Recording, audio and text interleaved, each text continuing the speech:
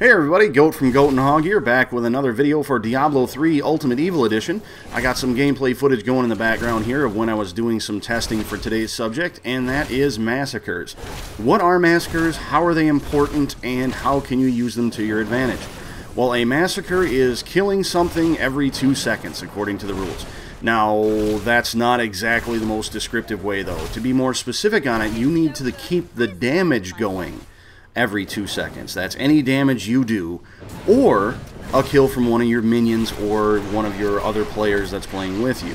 Now, once you get up to 10 if you're playing a single-player game, or if you get to 15 in a multiplayer game, then the actual Massacre itself starts, and you need to keep those 2-second damage and 2-second kills rolling. You'll see a little kind of a fuse burning right over the kill counter to let you know that it is still going based on damage or kills. It resets itself all the way to the top every time you do a little bit of damage or some kills. Now, what you can use are spells and abilities that do damage over time, and that even counts for the runes. So what I have here is I was using Blizzard to pummel an area and slow them down, and every tick of damage would reset that timer back up. I also was using Magic Missile with the fire-based rune, and that allowed a burn that did overtime, and that kept the timer rolling as well. Now, I do have Mirror Ball, if you're wondering. That's why there's 3 of them going out there. I didn't have a very specific damaging build set up here. It was more just to tinker with this whole theory. Now, what can you do with Massacres? The biggest one that comes up is that you can get the Nephilim Globes, and the Nephilim Globes allow you to do double damage.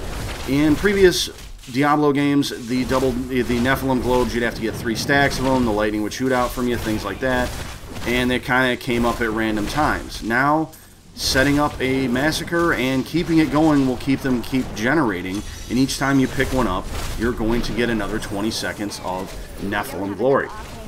Now, why is that that double damage important? For an event like I just rolled into right here, I came in with a double damage already going and a Massacre already going, and this Cursed Jest was simple as all get out to deal with because I was doing double the damage, and I got it done in a certain amount of time very simply. The other ways you can use that is you're rolling up doing rifts, and you're getting close like 98% to get the Rift Guardian to show up. Try to set up a Massacre. Do that by running around and getting a group of enemies together if they're not already grouped enough to get your 10 or 15, depending on how many people are playing, so that you can get the double damage started. Then once he shows up, you can keep hurting him and any of his adds, and those will give you that double damage constantly and allow you to burn through it a lot quicker and be more effective at farming along.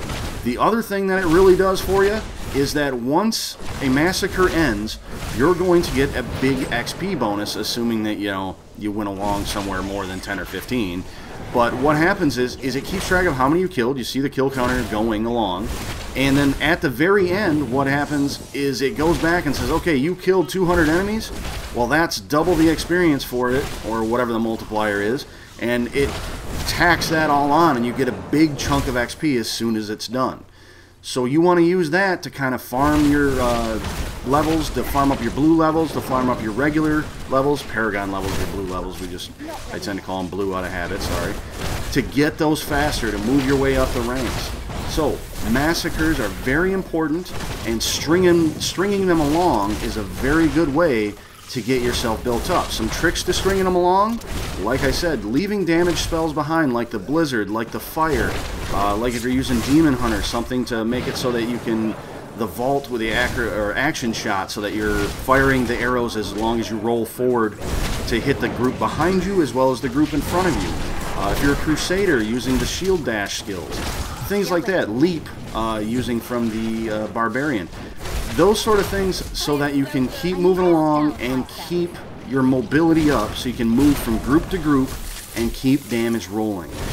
So sometimes, of course, you know, you could do a little more damage, but sometimes a little more mobility is going to help you out in your leveling and help you get that double damage and the big XP. So if you have any questions on this sort of thing, be sure to drop them down in there. Let me know, what is the highest one you've ever gotten? I've got 357 in the Patches of Corvus. And when I ask you how high have you ever gotten, I don't mean using some of the kind of cheat ways of going to where the enemies just generate. I mean like legitimately playing, you know, and not going and saying, oh hey, they're going to infinitely spawn here, I stood and got 3,000 of them. Well, you can do that. That's not the best way to play the game, if you ask me, but it's not nearly as fun. But hey, it's a doable thing, but I'm not going to show you where that is or anything like that, because I don't play like that, and neither does Hog.